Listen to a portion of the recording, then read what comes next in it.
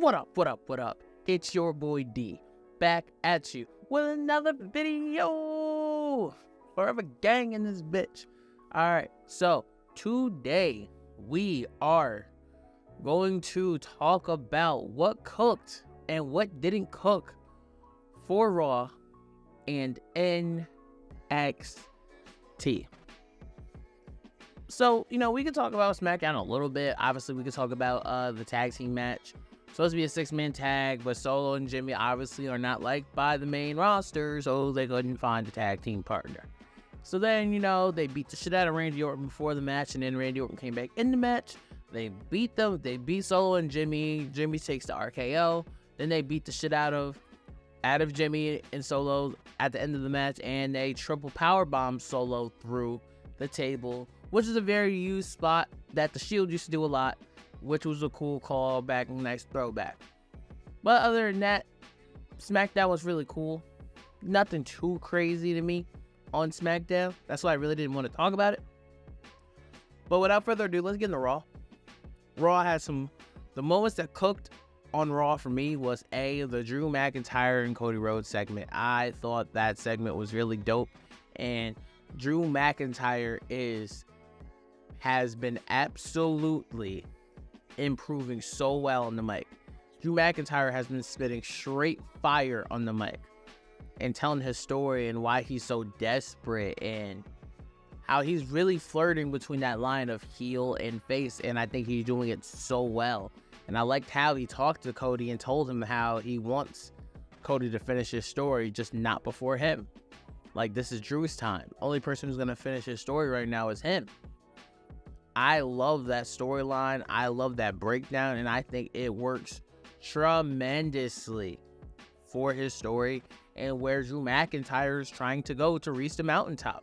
And he realizes the weight in this Royal Rumble is crazy. So the fact that he's trying to tell this story, I just think it just absolutely adds. And I love that. I love what Cody said back to him, and then I love how they talked about their history as tag team champions. I don't even remember them being tag team champions as the chosen ones. I really loved what Cody said at the end, like, okay, you talk about the last match me and you had. Let me ask you a question. Who won? Kind of showing that statement of, I'm better than you. And the one thing I like about Cody now that he's off the whole Shinsuke Nakamura thing is you look at how everybody wants to go and talk to Cody Rhodes about the Royal Rumble. Because we all think and know that the Royal Rumble runs through Cody Rhodes. And the one thing I like about that is, in my opinion, Cody Rhodes won the Royal Rumble at 30 last year. If he wins the Royal Rumble this year, Cody Rhodes should enter number 1 and last 29 other men. I think he needs to be your marathon man if he's going to win the Royal Rumble for a second time, which the last person who won back-to-back Royal Rumbles, I believe, if I'm not mistaken, was Stone Cold Steve Austin. If Cody does the impossible, it would be crazy. But next week, we're getting CM Punk and Cody Rhodes in the ring together with microphones in their hands. I think we are going to get an absolute story.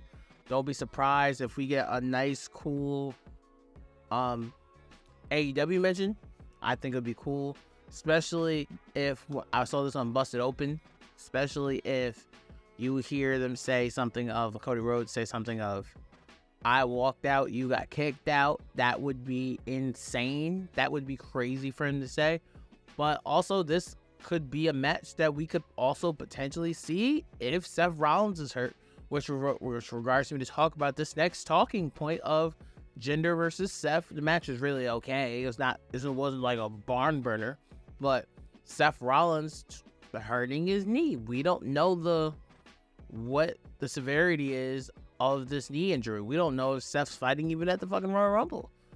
If Seth really hurt his knee that bad, we need to understand. We need to figure out what he's going to do now without WrestleMania, and how do we get the title on CM Punk? How does CM Punk still main event WrestleMania? If you don't want CM Punk to win the belt at WrestleMania, is that the time where Damian Priest comes in? So these are the things that we're going to have to figure out on the way while Seth Rollins is dealing with a knee injury. I wish my best regards to Seth. I hope it's not that serious. The next thing that cooked for me on Monday Night Raw was DIY versus JD and Dominic Mysterio. Or in our choose words, Tom and Nick Mysterio. I think this is the first showing of Gargano and Ciampa that really made them look strong. They finally booked them to be strong. And I absolutely love the fact that they finally got them in a ring and just let them cook and just let them work. Because that first match was a good fucking match. Very good match, very strong match, and very well tested. I think just DIY is going to be a team. You just have to let them show it in the ring. I don't think they're captivating enough on the microphone in promos as a tag team. And which is okay because there's not a lot of tag teams that are like that.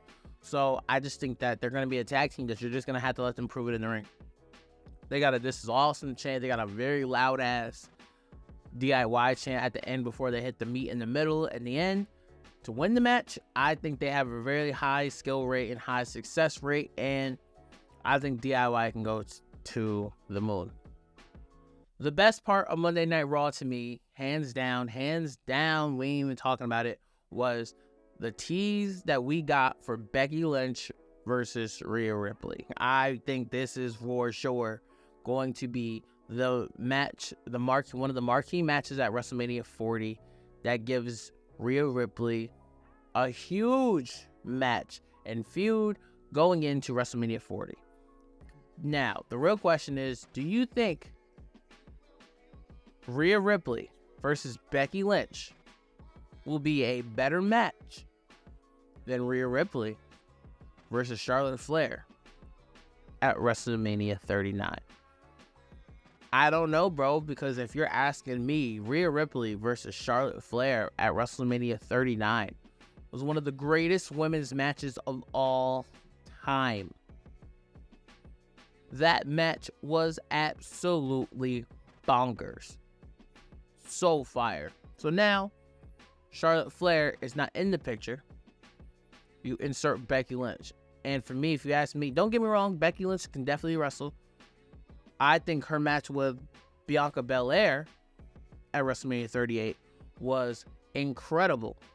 Absolutely incredible.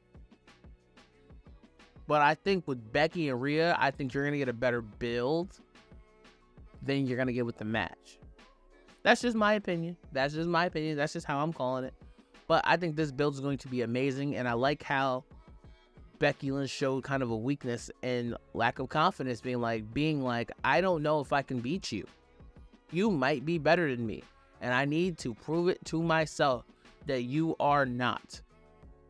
And Rhea giving her that respect of, I want to challenge you. You're who I want to win the Royal Rumble. Because you're the one I want to see at WrestleMania. I like that competitive edge and that true test of, I want it to be universally known that I am the best female wrestler on this planet. And I think that is an incredible story to tell. And I think we can truly go places with that storyline. Now, who wins? We'll just have to see. But I think this is definitely the way to go. I thought Raw definitely cooked in places. There's some places in Raw I was like, why is this here? But in all unfairness, I think Raw definitely cooked and had its really good moments. Now, on the NXT, what cooked for me obviously was Dragon off returning and challenging Trick Williams to an NXT Championship match at NXT Vengeance Day in 2 weeks. I think this is going to be a very, very, very good match. And this is where we will see the demise of Trick Mello. Their friendship will be put on the line as Carmelo Hayes will screw Trick Williams out of the NXT Championship. Going full Carmelo Hayes heel turn. I think it's going to be very interesting and very important. The next thing I want to talk about is Oba Femi. Yo, for a guy who's 25 or he's 22, whatever his age really is, bro got it on the microphone. Bro got it. Like, you want to talk about the package. First off, he came out dressing like Batista in 2005. First off, had me dying. But more importantly, he has that presence and that uniqueness to him that makes you want to listen to him on the mic and get more in touch with him on the mic. He's very elegant and he speaks very well. And I really like his character. And I know they're setting up for a Dragon Lee rematch, which I think is going to be super dope. I don't know, bro. I feel like he's ready. I feel like somehow, in a weird way, he's a real natural in the ring, on the promo. I don't know where they found Oba Femi from, but I think this guy really got it. More importantly, the last thing I'm going to talk about, to me, was my favorite part of the night. This actually cooked. Was the women's battle royal that turns into a fatal 4-way to determine who will face Lyra Valkyria at NXT Vengeance Day. I thought this match was hot fire. I don't know whether you can call it a battle royal or you can call it a fatal 4-way, but it's probably one of my favorites women's battle royals. I think the way they showed those women in that match was absolutely incredible. Which makes me want to make this statement. With the way they're used and how they are portrayed on television, NXT has the best women's roster in all of sports entertainment. And I'm talking, you can include the main roster of WWE. I'm talking the impacts, the knockouts of TNA Wrestling. I'm talking the women's division in Ring of Honor. And I'm talking about the women's division in AEW. Because if you look at how many stars they get on NXT of the female, they make sure everybody's included. Everybody gets their screen time and air time. And they make sure that everybody shines. If you're a female in the wrestling industry right now, I don't see why anybody would not want to go to NXT, because they're making people shine on that roster. And one of them is Fallon Henley. Look at what Fallon Henley has done. She's made her name. Look at Kalani Jordan. She's made her name. Look at Kiana James. She's made her name. Now she has Izzy Dame, or whatever her name is, coming up right behind her. And then look at the winner, Roxanne Perez, the prodigy. She's only 22 or something like that. And she is on her way back to the top as she faces Lyra for the women's title at NXT Stand and Deliver. But one of my favorites in this match, and the person I want to talk about real quick, is Lash Legend. Bro, she's different. She is absolutely different. I don't think there is a lady like her on NXT or the main roster. Honestly, what she kind of reminds me of Trinity, which is hilarious, especially since Trinity's coming back to WWE. I can see Trinity putting a lot of focus and helping and growth and putting her stamp on Lash Legend for sure, because Trinity is absolutely amazing and Lash Legend has an absolute future, to which I want to make this claim that Lash Legend will be NXT Women's Champion, the latest by fall 2025. Just wait on that. Trust me. Just wait on that. But that's my predictions. That's how I'm calling it. Let me know how you guys are calling it. Let me know about Raw, SmackDown, NXT. What cooked for you? What was unseasoned? Let me know in the comments below. Forever gang, I love y'all. I appreciate y'all. Please like, comment, and subscribe. We are on the road to 1,000 subs. Thank you guys for listening. Thank you guys for watching. It has been your boy D. Forever gang. And until forever finds you.